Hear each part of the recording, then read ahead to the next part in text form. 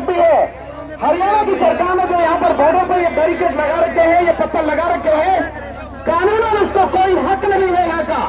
अगर करना भी है तो वो अपने अपने इलाके में करे, लेकिन कर नहीं सकती है, क्योंकि देश के संविधान ने हर किसी को अधिकार दिया है कि इस देश में कहीं भी स्वतंत्रता पूर्वक आ जा सके। लेकिन सरकार अपने लोगों से बात करने की बजाय जिस तरह से गोले बरसा रही है, मैं जब से यहाँ हूँ पिछले 2.5-3 घंटे में तकरीबन 200 के लगभग गोले यहाँ पर बरसाए जा चुके हैं। ये क्या है, क्या कर रहे हैं? किसानों की मांग क्या है, मजदूरों की मांग क्या है? वो जो सरकार को पहले ही पूरी कर देनी थी।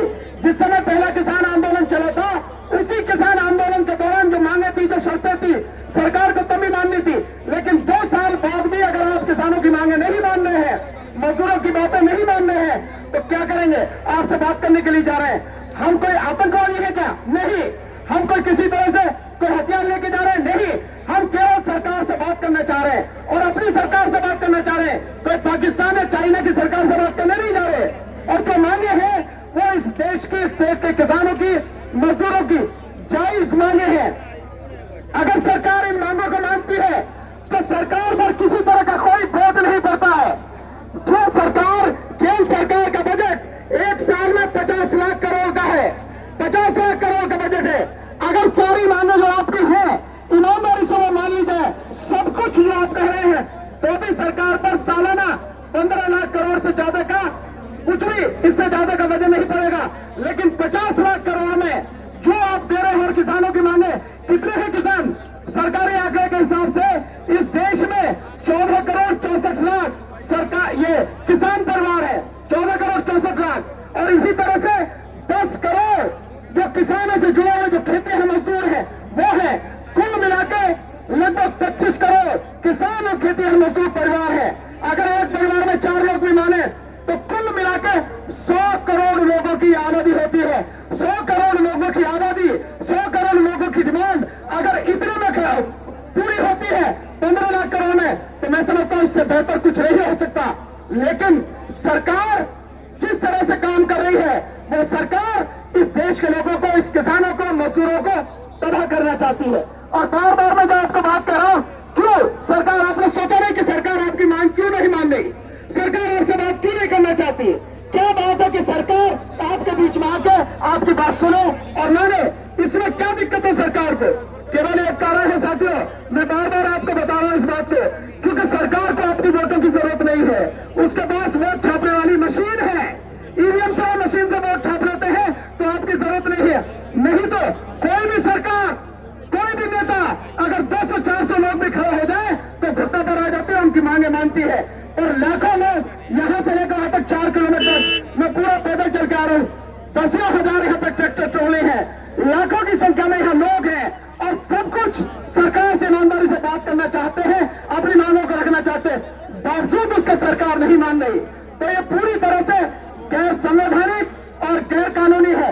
आपकी मांग में कहीं भी किसी तरह की कोई आपकी मांग इलीगल है, न ही गैर संवैधानिक है। सारी मांगे आपकी बिल्कुल जायज मांगे हैं और सरकार को ये पूरी करनी चाहिए। लेकिन साथियों, हमें इस सरकार से बहुत लंबा लड़ना पड़ेगा। बहुत लंबी लड़ाई है, बहुत बड़ी लड़ाई है। मैं तो आपसे एक ही निवेदन करूंगा, मैं आंखों से देखा है मैंने सब कुछ यहाँ आके, इस लड़ाई को बहुत धैर्य से और बहुत सफल रणनीति के साथ में लड़ना, जल्दबाजी नहीं करना। जोश जरूरी है, लेकिन होश उससे ज्यादा जरूरी है। हमारे हर भाई की जान कीमती है, हर साथी की जो जिंदगी है वो कीमती है। इन सारी चीजों को ध्यान में रखते हुए हमें लड़ाई लड़नी है और लड़ाई जीतनी है। साथियों, आप यहाँ लड़ रहे हैं, हम लोग उधर लड़ रहे हैं ईवीएम की लड़ाई को लेकर लगातार।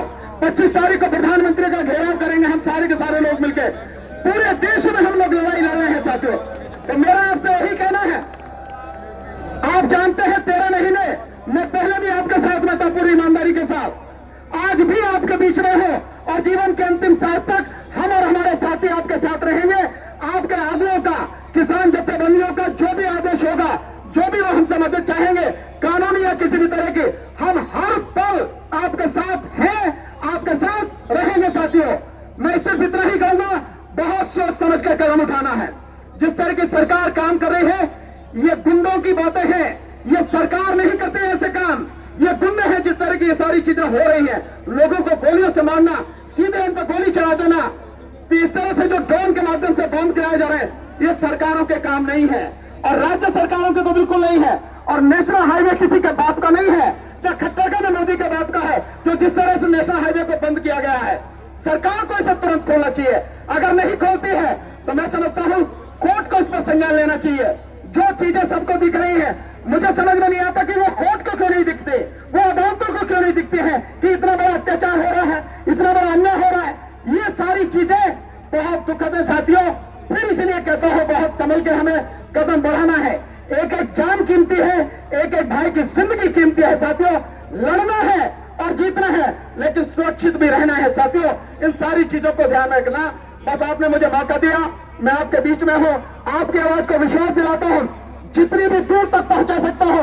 अब मैंने सारा आंखों से देखा है, पूरी तरह से आपकी आवाज को दुनिया के कोने में जहां जहां तक भी पहुंचा सकता हूं।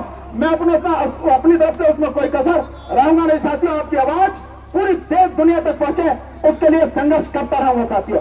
बहुत बहुत शुक्रिया, आपने मेरी बात सुनी और बहुत ही ध्यान से सुनी।